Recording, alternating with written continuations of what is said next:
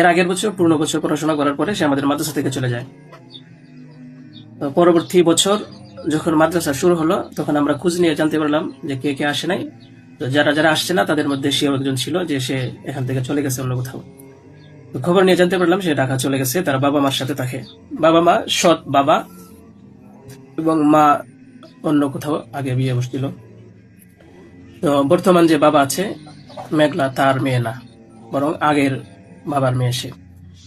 কিছুদিন যাওয়ার পরে দেখলাম আবার এই মেয়েটা আমাদের মাদ্রাসায় আসছে।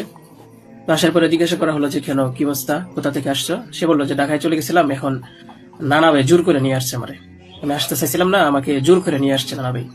দেশবাসী, আমি আপনাদের সাথে শুধু এই কথাটাই বলতে চাই যে যে মেয়েটা এখানে আসতে চাচ্ছিল না, তাকে কেন জোর করে আনা হলো?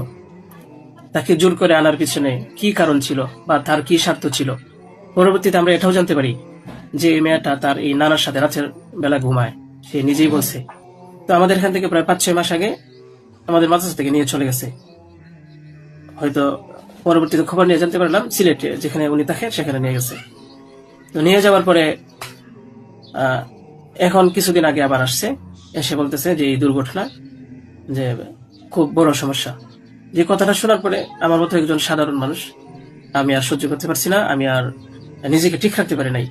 আমি একেবারে অসুস্থ হয়ে পড়ছি। কারণ আপনারা হয়তো জানেন যে অনেকেই, আমার ফ্যামিলি আছে, আমার বাচ্চা আছে, আমার বিবি সাহেব আছে, আমার আত্মীয় স্বজন আছে। আপনারা বলুন তো, আমার নামে যে বিষয়টা প্রচার হচ্ছে, এটা আমার ফ্যামিলির লোকেরা দেখে আমাকে কি বলছে, কি ভাবছে?